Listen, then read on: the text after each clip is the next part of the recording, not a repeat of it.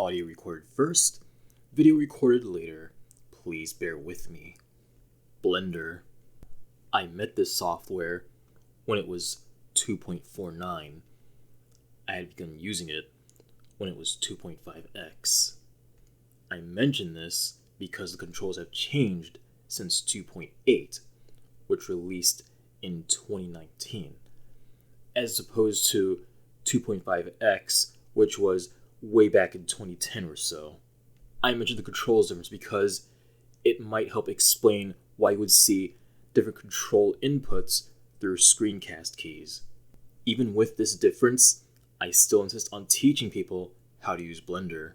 Now, there are tons of tutorials out there by dozens of people. I am very much aware of that. However, there are some things they do not cover in a way I would prefer at this point. Some of the tutorials are older than time, older than the dinosaurs. Some tutorials just don't have the information you might be looking for. Yet, all those things are beside the point. This tutorial series is meant to be as basic as possible. Nothing advanced, nothing extravagant. This series will be cut into a mere 2 parts. The first part will feature all the controls, what they do, under which circumstances, and common use cases. Not best use cases. That is for you to decide. I will merely suggest what you should do and what you shouldn't do. Blender is a free and open source software that you can download from blender.org. It is also available in a portable version from portableapps.com. Neither of these things matter, but in case anyone's wondering, I go to the source website and choose a portable zip. Basically, same effect. It will not integrate into the system. Blender is typically advertised as a 3D modeling software. However, it also has a 2D drawing suite. The story behind that is out of the scope of this video series. When you download Blender and either install or unzip it in the location of your choosing, as soon as you run it, you may get a screen like this, asking you if you actually ran it. Ask for more information, and if it reads blender.exe, yes, you did in fact run it, let it continue to. When you open Blender, you may be met with a screen like this. You will only see this screen once in the entirety of this version of Blender, the version being visible on the bottom right hand corner of the window. You want to focus on the second of those 2 numbers, because if that number jumps up, then you will see the splash screen again. Okay, back on point. The splash screen in particular has 3 options, 2 of which would matter the most to you. The first is what you choose to select with. The second is what the play animations key will be. And by off chance you had a previous version of Blender on your system before, portable or installed, it will take notice and ask if you want to bring over the settings. That means, in a case like mine, having used Blender since practically the beginning of time, it will always bring over right-click select. So infamous, in fact, it has become the name of their feedback hub. But the choices that led to this point are also outside the scope. Do not be a heathen. Choose left-click select. Or maybe just leave everything at default, where one of the options is left-click select. Default's fine. Believe me, it is. Now, what if you click outside the splash screen? Well, a number of things take hold. First, again, there is no way to recover this. Not even through the icon button on the top left-hand corner of the window. See, that will only bring up the splash screen you regularly see when you open this software. It will display the last few files you've opened and some other options. But then, how do you solve this problem? How do you edit controls the way you want it to? Edit, Preferences, Key Map. Here, you will find 2 options. At the top of the window, you will see either name or key binding. But I shouldn't expect anyone to scroll through all these options and search through what they want to change. Thankfully, it's not like you really have to, because also visible in this window at the very top, right under Preferences, are the two options I mentioned: which mouse button you select things with, and which key plays animations. The Play Animation button also runs physics simulations. So if you have any kind of simulations in there, cloth, water, wind, gravity, you name it, it's going to play for either as many frames as it was cached, at which point it will simply stop, or if it exceeds the number of frames you put into the timeline, it will play on loop, just that it will never finish. Okay, table time. Left hand side is left click select. Right hand side is right click select. These are the control differences you will need to be aware of as you watch this video series. And I say this because, again, I will be using screencast keys, primarily to save myself having to repeat things over and over again like controls. Screencast keys, unlike most add-ons you'd find in Blender, does not come standard, and this is likely because of Blender's understandably increasingly strict rules for having your add-on treated as standard in the software. Link in the description. This table refers to the 3D viewport in particular. That is to say, in almost every other window, left click would still apply. My right click is your left click, which selects things. My left click is your shift plus left click, which moves the 3D cursor. My W is your right click, which opens context menus, depending on the interaction mode. In edit mode, in particular, and I will edit over this if I'm mistaken, my control plus left click is your control plus right click.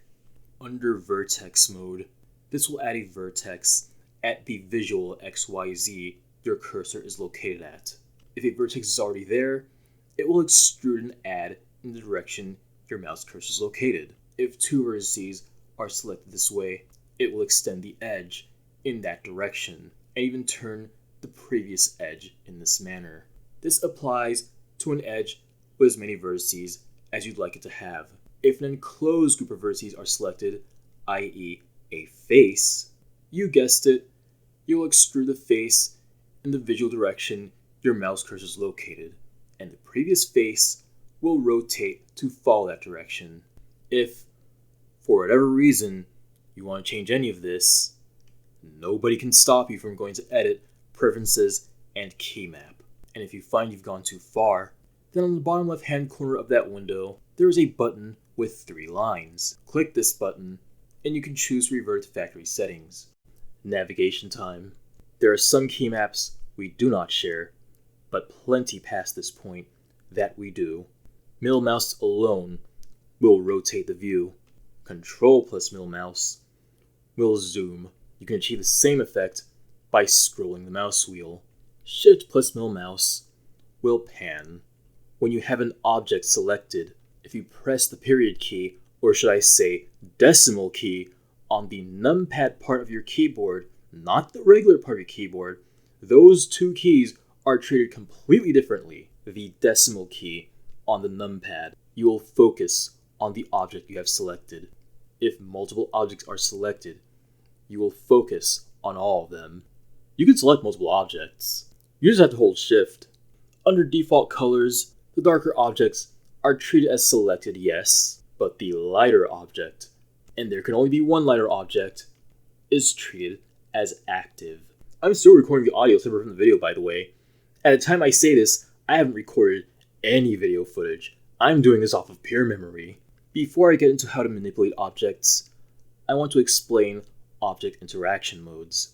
The interaction modes you can switch between depend on the active object. For instance, if you select the cube and try to switch interactive modes, you will have plenty at your disposal, plenty available to choose from. However, if you select a non-mesh, like a camera or a lamp for instance, you will only have one interaction mode, object mode. There are multiple ways to switch interaction modes, assuming the mesh is a selected and active object. Nope, that's an edit.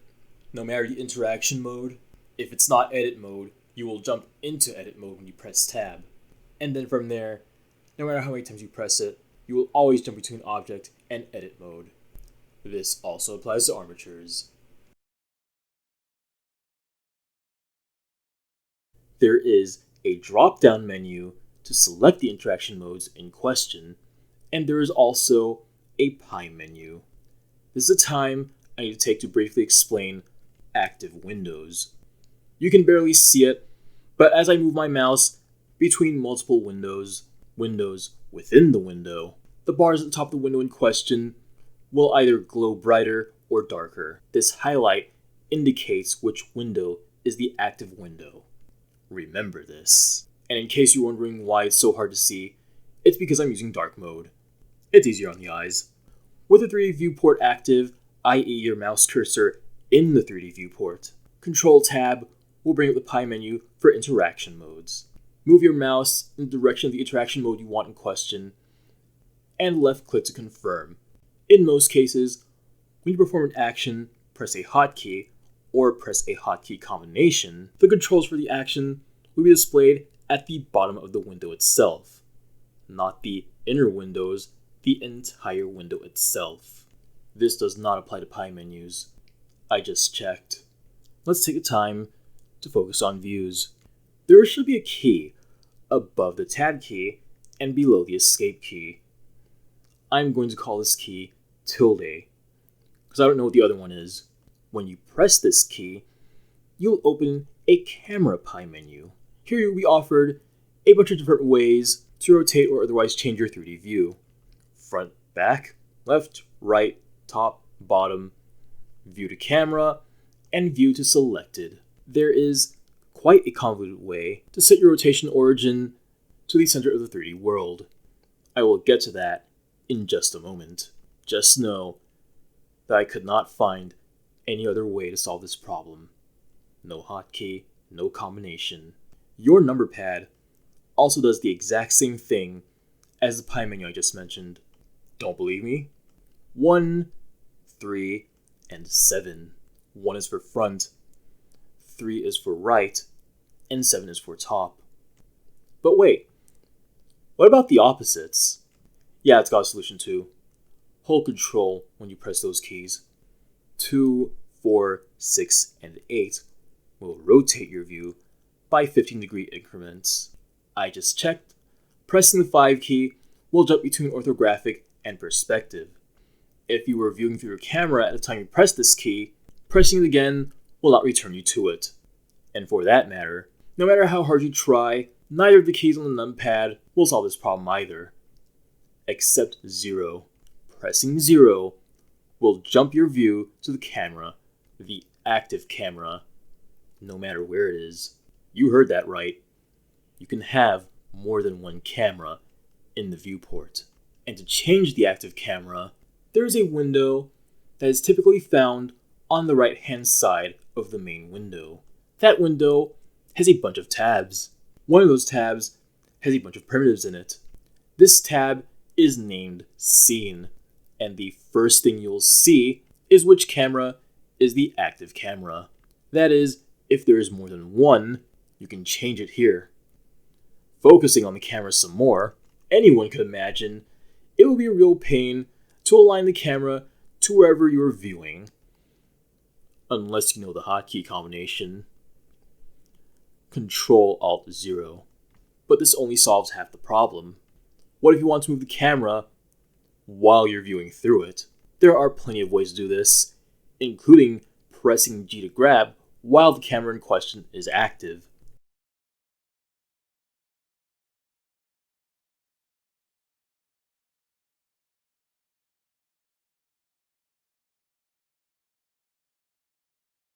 I just checked. Shift plus tilde will enable fly navigation. At the bottom of the main window will be all the controls, including enabling gravity. I wouldn't bother with that one. But what if you do, and then confirm the selection by pressing left click instead of right click to cancel? Well, assuming the camera is the active object, meaning the decimal key on the numpad will be completely useless here. You could press the home key, but for all I know, the software might crash by trying to cram everything into such a large space. By trying to zoom out far enough, it might actually crash. So, I wouldn't advise that either. So then, what is a solution? Well, there comes that really convoluted problem I mentioned, centering the viewport rotation to the world origin. Or should I say at this point, viewport view transforms. Your savior in this case would be Shift S. From here, cursor to world origin. Then, you're going to do the simplest thing in life by adding an object.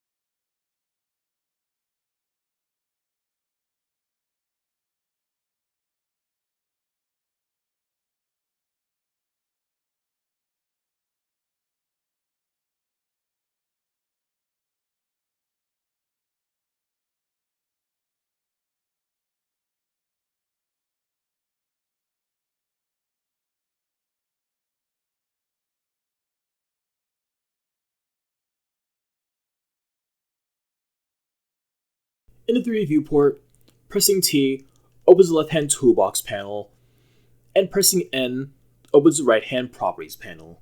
This properties panel will wield a bunch of tabs. What you want is View. In View, under the View dropdown, there is also a View Lock dropdown. And what would you know? One of the checkboxes reads Camera to View. That means you can lock your camera to view at all times. Until you uncheck the box anyway. Video 3 of now 4. Pivot points. The pie menu button is the comma key. But what does this do? What relevance does this have? I say pivot point even though red orientation for a pretty good reason. Right here, right now, we are going over object transforms. G is for grab, R is for rotate, and S is for scale. You think it would be M for move, but no, that just moves things to collections. Topic for another video. Transforming objects in object mode is completely different from transforming them in edit mode. Why? That little orange dot is why. That orange dot represents the origin point. The origin point of the object in question. When you transform objects in object mode, you move their origin points, you transform their origin points. When you transform applicable objects in edit mode, their origin point will stay put. Why? Because you are instead altering the contents inside, even if it's just the whole thing. This is because in edit mode, you can choose to alter parts of the object, parts of the mesh, instead of the whole thing. So, what happens when you alter an object in edit mode, but want its origin point to follow anyway? In object mode, the combination is Control A. This allows you to apply transforms. I have no idea what deltas are, and so I will neglect to explain them.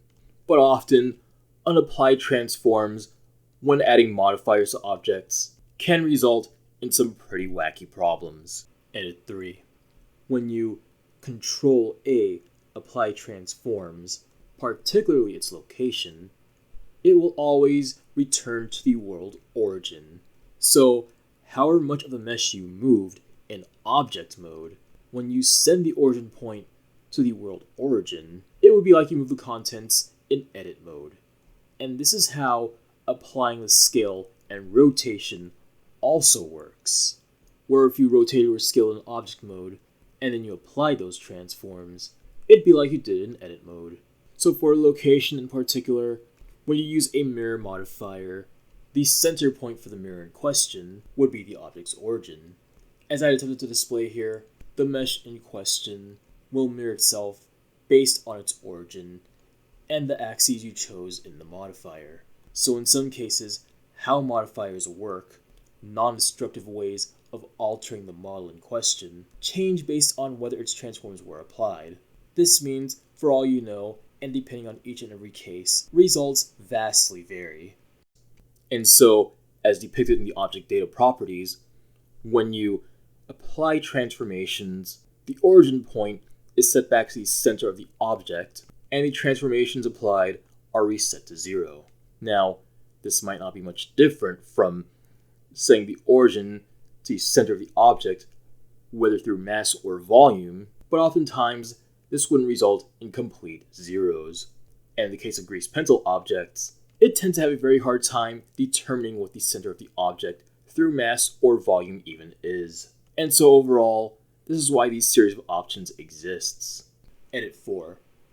I began speaking quietly here because, for reasons best left unexplained, there were people very close in the area, and at the time I say this, the last thing I needed them to know was what I was doing, even if it was completely harmless.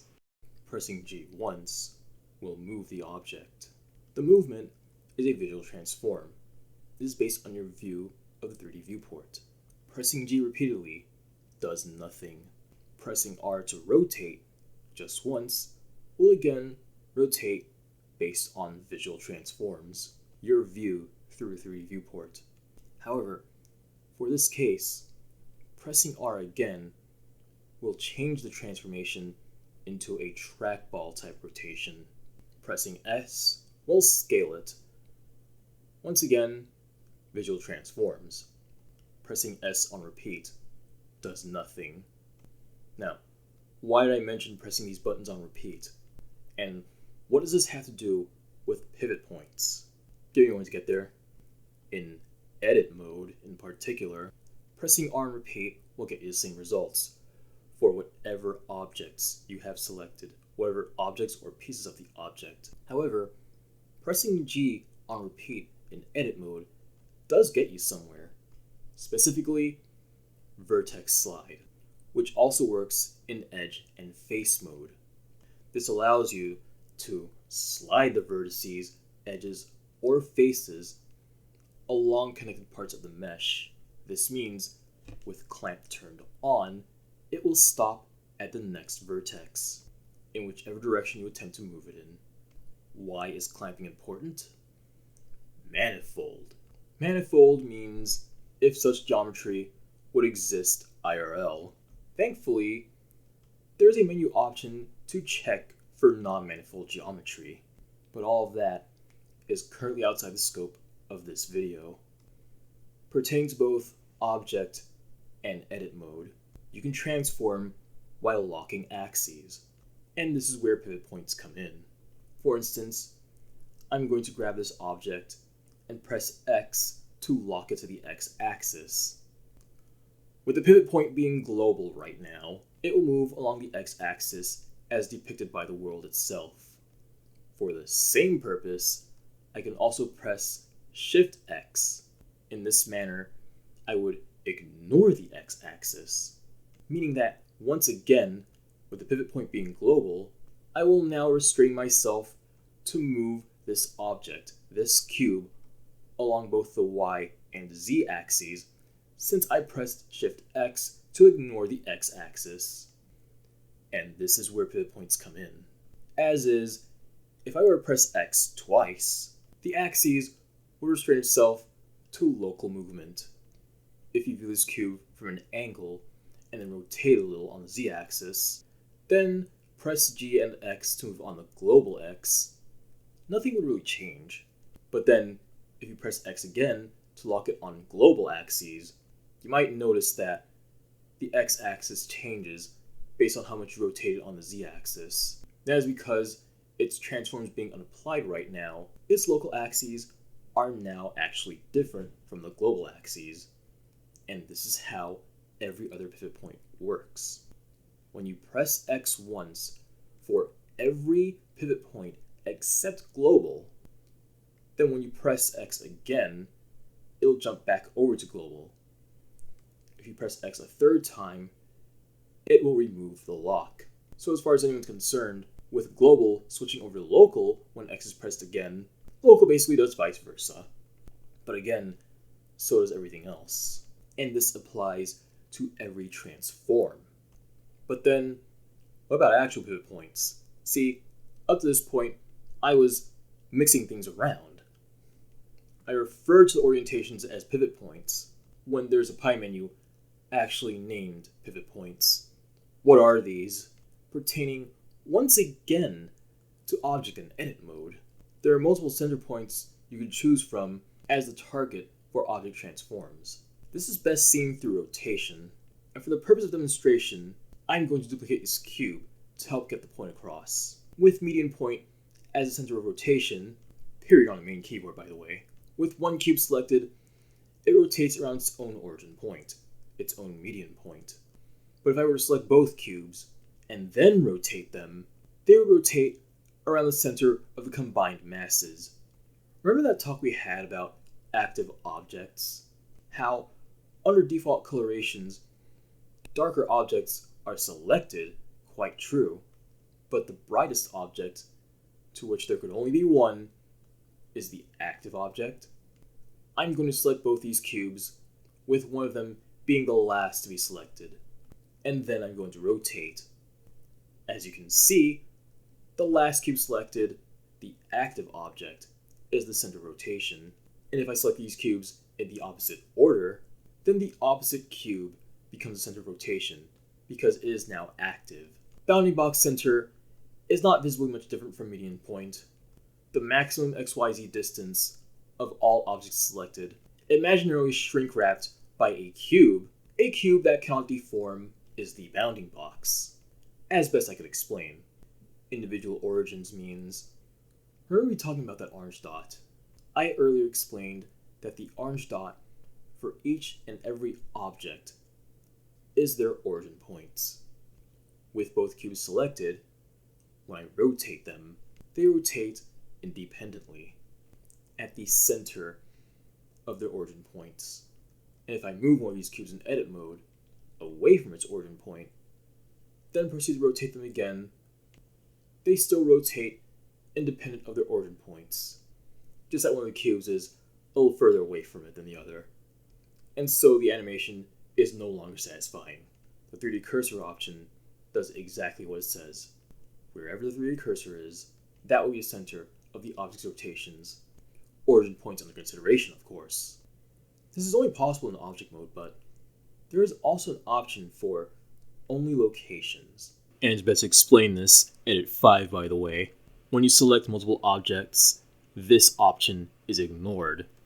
But when you select only a single object, then as the name says, you can still transform it based on its location. But then, no matter what you do, its rotation and scale will not be transformed, no matter how hard you try, as long as this option is active.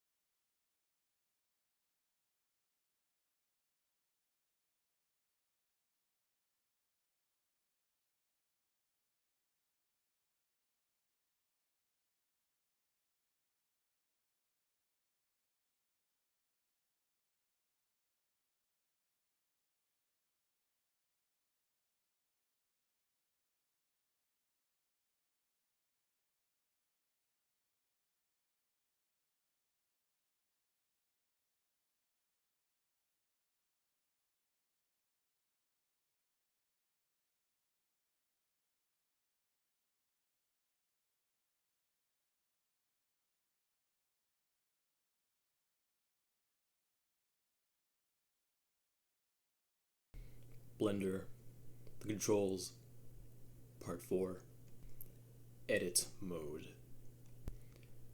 Also possible in object mode, Shift D is to duplicate. This applies to all geometry you select, not just active geometry, all geometry you select. If you select a vertex in vertex mode and jump over to edge or face, the vertex you select will no longer be interactable. This is because you have to select entire edges in edge mode and faces in face mode. This also means that, quite naturally, when you select an edge in edge mode and jump over to face mode, you won't be able to do anything with the edge anymore.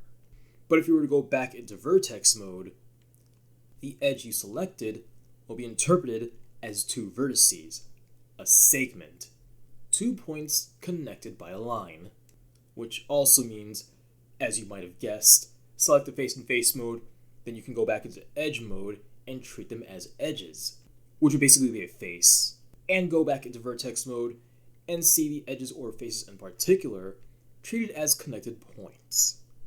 Before I explain more controls, I need to explain shortcuts. Control V, Control E, and Control F. By itself, V is for rip. When you select an edge or face that is connected to additional geometry, when you press V, you will rip it from the geometry. So you know how M brings up the menu to merge vertices? Because those vertices are way too close to be treated as separate, V does the opposite. E by itself means extrude. Vertices, edges, or faces, when you press E, you will get to move the faces outward from the geometry. They will be connected by lines, by edges, but other than that, you can move the geometry in question wherever you want. F is for face, or fill, and there's a difference between F and Control J, bear with me. Particular to faces, when you select a group of edges that looks like it should make a face, but there isn't one between them, F solves this problem. When there are edges or vertices that need to be connected physically but aren't, F solves this problem. Two edges not connected, select those edges, press F, and presto, lines will connect them. 2 points not connected, but they need to be for whatever reason, press F, and abracadabra, an edge will form between them. Select 3 more vertices, and you will make a face. For the same purpose, select 2 more edges, and you also get a face. Control J does this, but the geometry needs to be connected already, which means this often refers to faces whose vertices making them up need to be connected by a line anyway in order to make the geometry more malleable. So for example, if you have a face made of 4 vertices, and there are 2 vertices you can see that still need to be connected for whatever reason, if you select those 2 vertices and press Ctrl J, a line will connect them. So often, this feature is used to solve that wacky problem where Blender can't figure out how to compute geometry that doesn't have enough tris or quads to tell it's curved in some way, where often the vertices are there, but they're not connected by lines. So, now you know what V, E, and F do, I get to explain what happens when you add control to either of those. As you might have guessed by this point, vertex menu, edge menu, and face menu. Just know that the vertex menu might not help you in edge mode, and both the vertex and edge menus might not help you in face mode. I is for inset. You select the face, you press I, and you create a face of the exact same shape that fits inside. If you select multiple faces, you can choose to treat them as one, or press B for boundary to inset them separately yet simultaneously.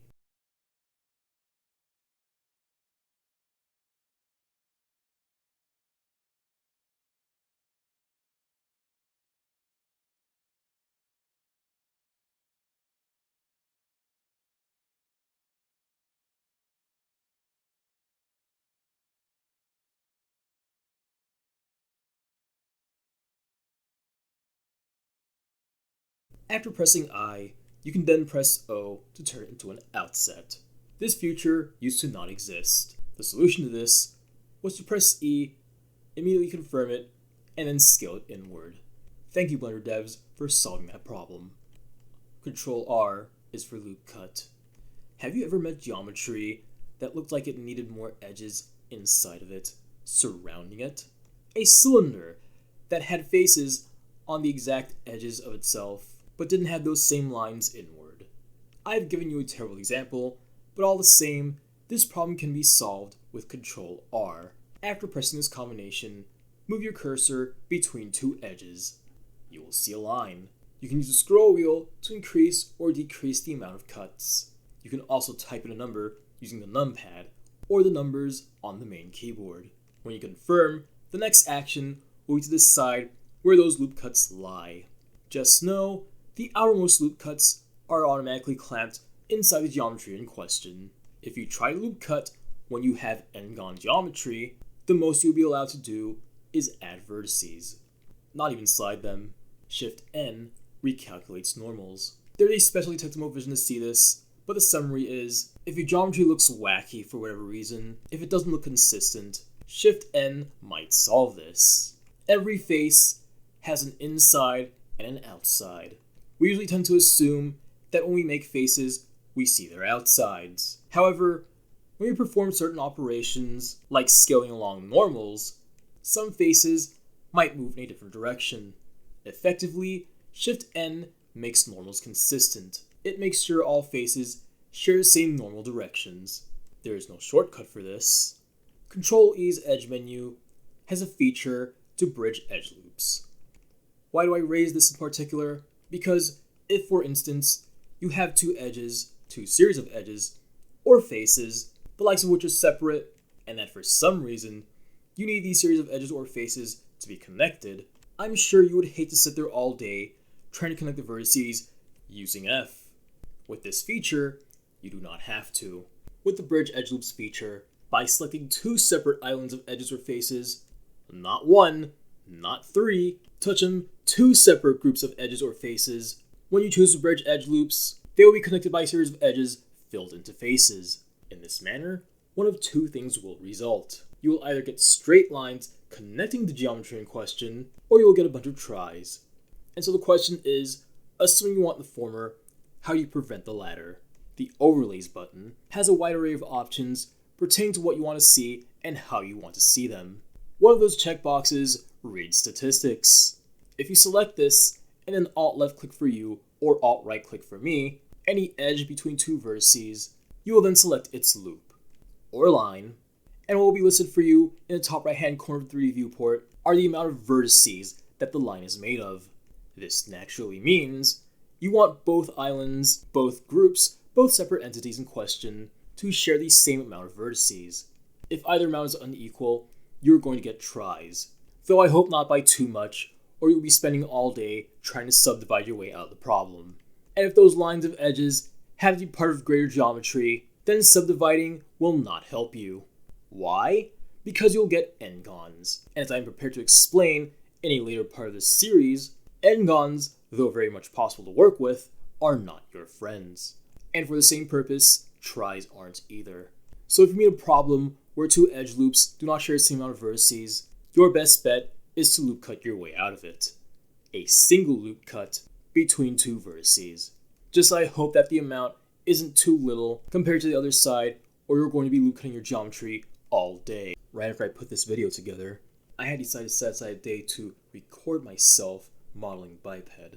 I had screenshots, but still went ahead and got more. I followed along this guy's videos in an attempt to get as close to a 1-to-1 as possible. Why? Because despite the fact that having spent over a decade using the software, as well as I knew my way around it, this was one of those things I simply couldn't do blindly. I'm going to screenshot some of my own video footage so as to provide clearer, higher quality references than what I screenshot from the videos in question, and to further provide the kinds of references that he simply didn't. Everything will be linked in the description. Everything will be contained in an Imgur album. So remember, as you watch this video recording, that I'd in fact follow what this guy did in his videos as closely as possible. Just that, again, it's not entirely a 1-to-1. And to add to that, there are some things I will further do that he didn't show in these videos. Rather that he did, but for whatever reason, I can no longer find on his channel. Thankfully, I have the references lying around, or this simply wouldn't be possible. Like, for instance, the ears. And this video series will indeed come in multiple parts. Mainly because I had originally intended to cut the recording into multiple parts, such that people don't have to dig through hours of footage just to find whatever it is they're looking for, even when it's all time-stamped. And at the end result will be, they can just peek in, find whatever they're looking for right in front of them, and move on with their lives. The main things you will not find in this video are eyes, feet, and hair. And to further make everyone's lives easier, I will take much of the footage found in this video, isolate it, and briefly explain what it is I did. Shift A, Mesh, Circle. Expand the context menu on the bottom right hand corner of the 3D viewport. The default number you see is 32. Change it to 12. Follow the screenshot provided, again linked in the description, to spend the time scaling, rotating, and extruding the circle to match the shape shown in the picture. Do not do what I did in the video seen here. I struggled with this part because both the views were not the exact same size. So I started with one size from one view and then turned to the other and resized it again. Granted, it worked, but it is ill-advised. Instead, I'm giving you the opportunity to trace, just not the same way I did. After that, it was time for the shoulders and arms. Between the top two circular rows, I chose the 4 vertices that I was going to morph into the shoulders. Following the video, I extruded and then shrunk those faces. I treated them all as the same face. It doesn't matter if it looks really ugly here, or again, not an exact match, it will be fixed later. It was very much fixed later in the recording.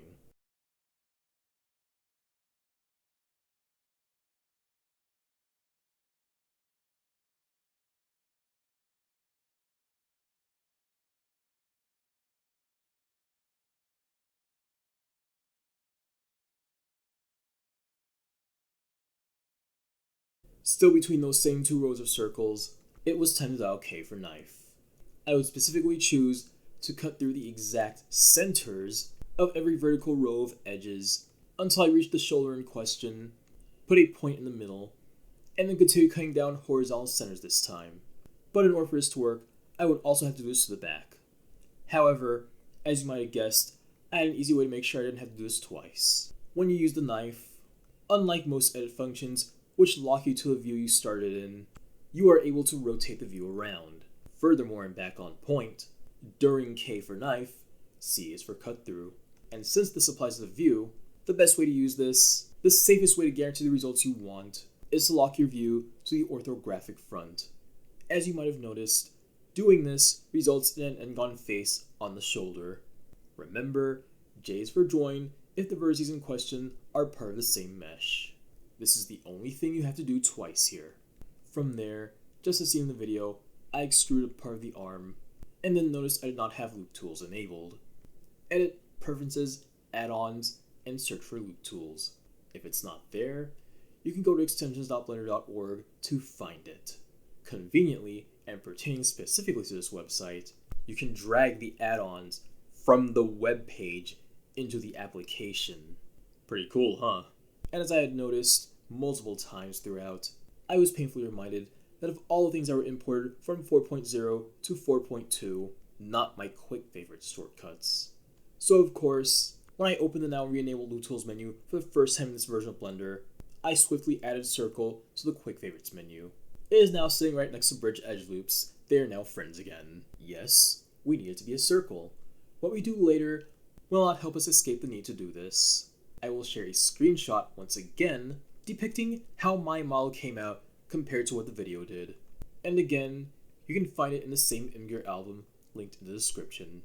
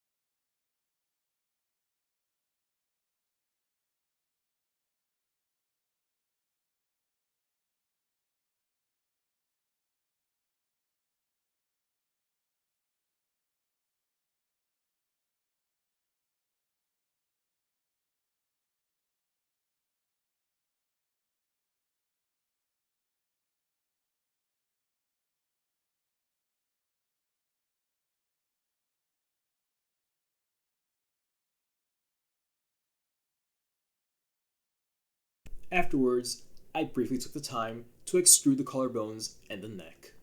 And yes, I'm watching my own recorded video footage as I record the audio. If anyone asks, I've vastly preferred needing only one try to do this.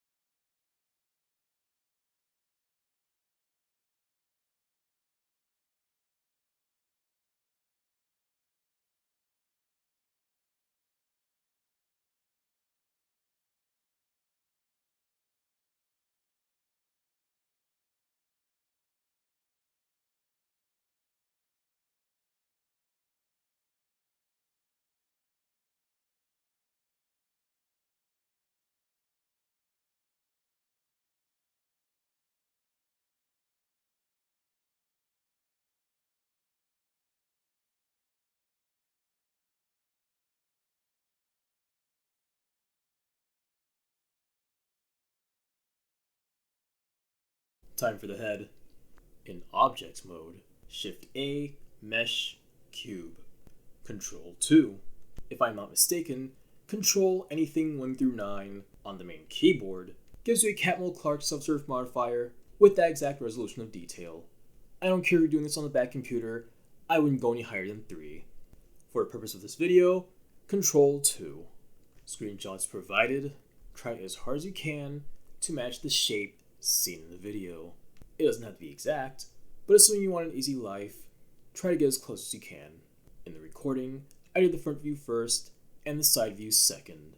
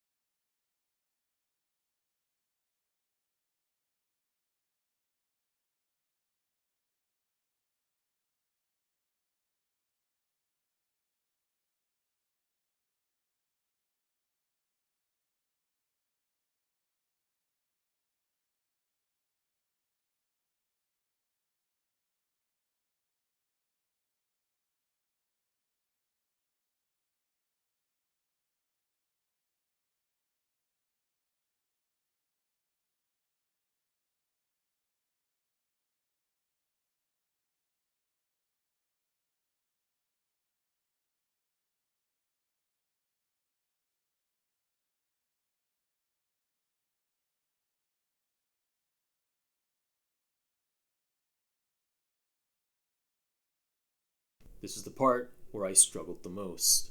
Because the video I was cheating off of didn't have a direct front view, I spent precious time trying to get as close as possible. And this was only to later realize that I skipped the part where 2 loop cuts were added. I will provide screenshots sharing where those loop cuts are. So the first set of head screenshots will be before the loop cuts. The ones that come after will tell you where the 2 loop cuts are, and finally the resulting shape, front and side. Past this, you might notice that the last of those screenshots only show edge lines on one side of the model. This is because I later used a mirror modifier, and even though it had a bisect feature, it ultimately wasn't helping whether the way it was intended to or the way I wanted it to. And so simply put, I used Shift Z to give myself a transparent view and therefore select vertices that aren't immediately in front of my view, i.e. select through, to completely delete half the mesh, and then use the clipping feature of the modifier to connect the center line of vertices. Once connected and the action is confirmed, they are now one. No M required. Just remember, the result is now much like an equation. Depending on the axis you choose, whatever is done to one side happens to the other.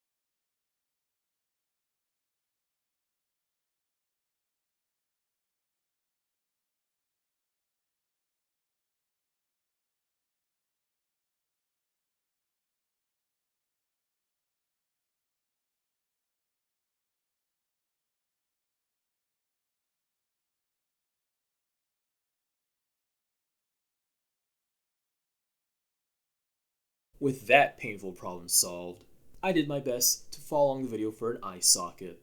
Again, you won't see an eye in this video, but why not prepare yourself? Just remember, I is for inset, and E for extrude works in both directions.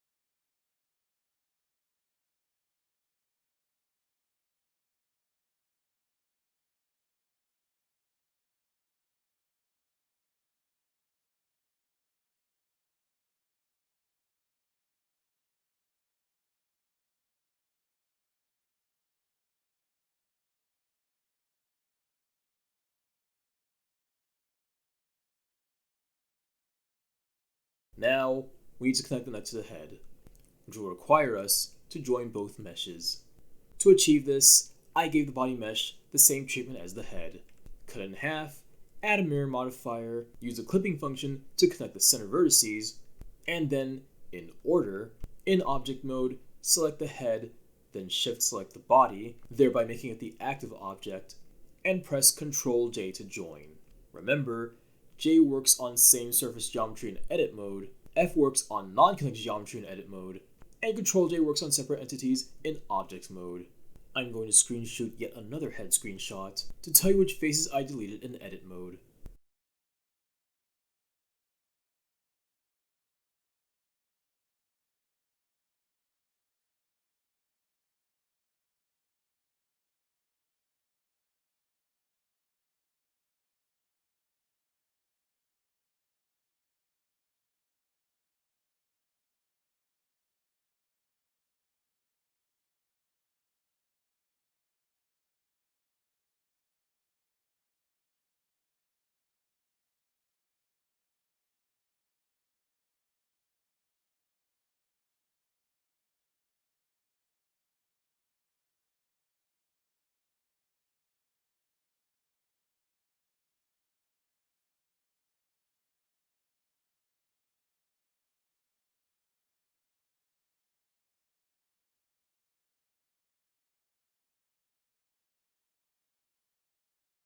And now for the fun part.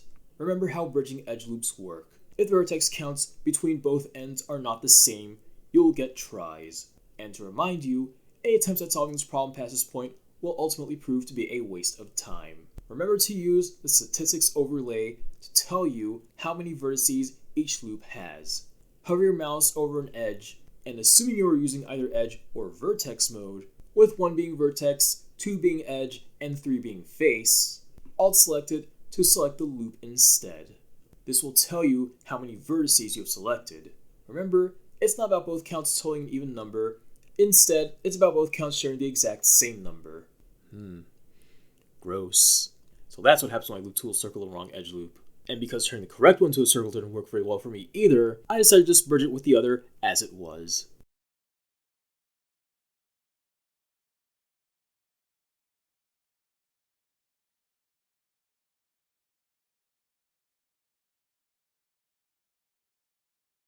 As you can see in object mode, the edges, the faces, they're connected, but they don't look correct. They do not look right, not even with smoothing turned on. So what's my go-to solution for this problem? In edit mode, select everything, Shift N, recalculate normals. What do you know? It worked.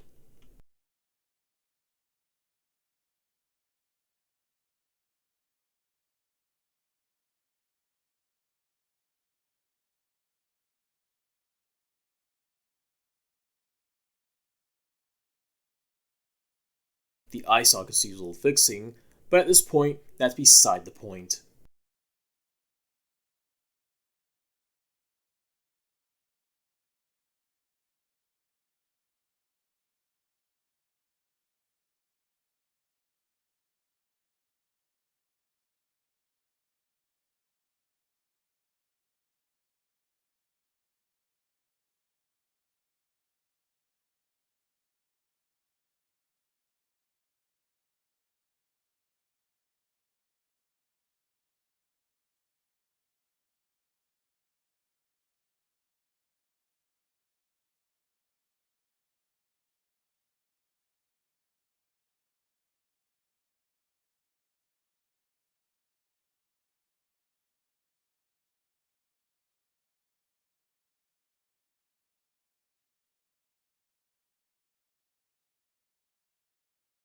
This is the time I spend fixing the arms and shoulders. So as is, it will no longer even closely match what I was trying to follow in BlenderArt's video.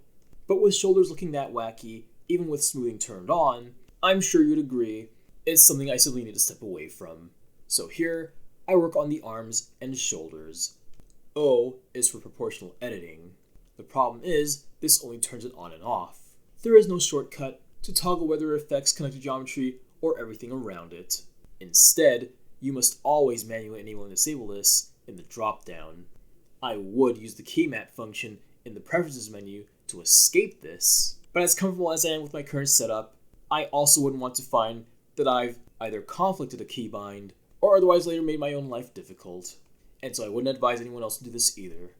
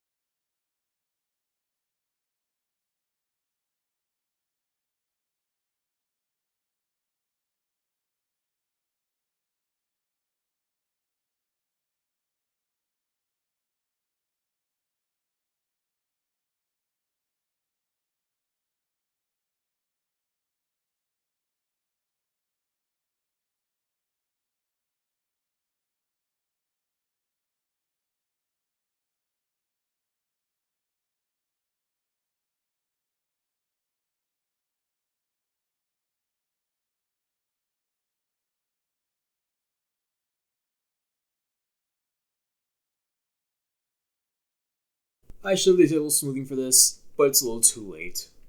It's leg time. I select the two edges across from each other at the bottom of the body, and then press F to make a new face. Remember, Control R is for loop cut. I line my mouse cursor up with the edge I want to make loop cuts on, and scroll wheel roll it up to 3. From there, I will move the new edges downward and scale them inward. Again, I will provide screenshots detailing the final setup. However, it is not just those edges I'm going to move. There are also a few vertices I will move around for this purpose. I mean, again, deviate if you want, but how I did it can be found in the Imgur album.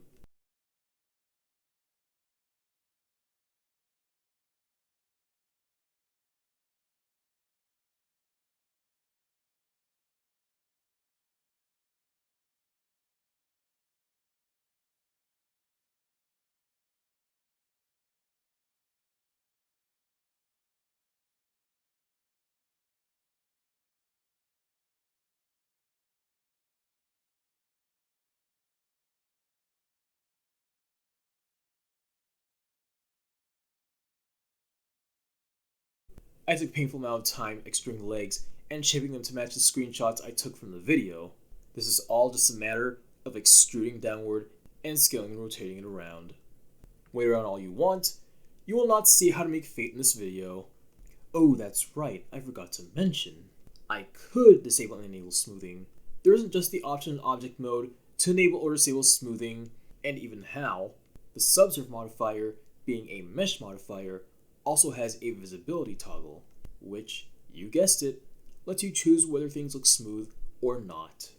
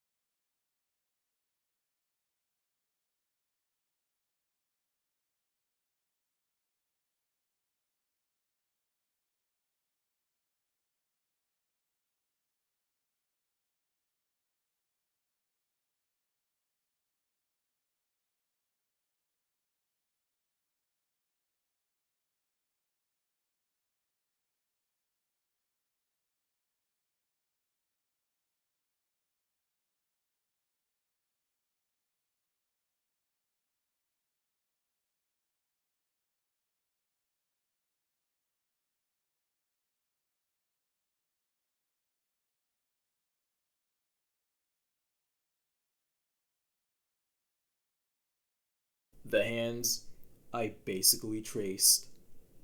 I'm going to put that screenshot directly in the Imgur album, and then my result right after.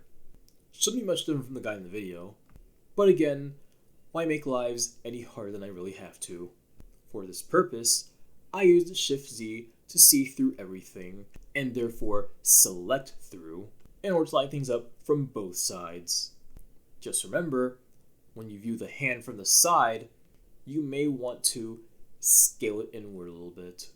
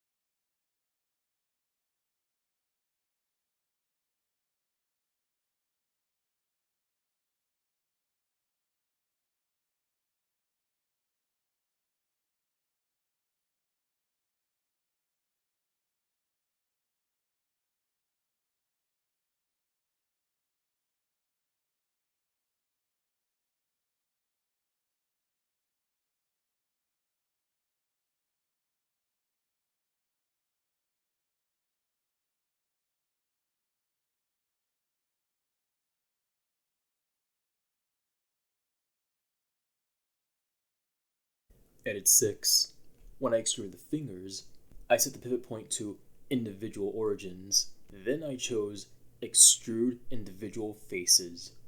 After I traced the hand, after finishing up with the thumb, as you can see here, I remembered to add 2 loop cuts to each of the other 4 fingers. Assuming we do not want baseball glove hands, assuming we do not want hamburger helper hands.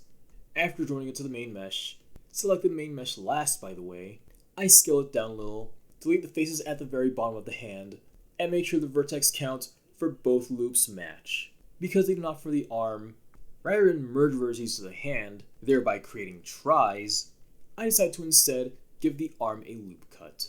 I choose where carefully, not entirely concerned with the resulting facial geometry of the arm at this point, because it is very much done being modified, and therefore, after getting a vertex count for both ends, I merge them together. That's basically it. The rest is another video.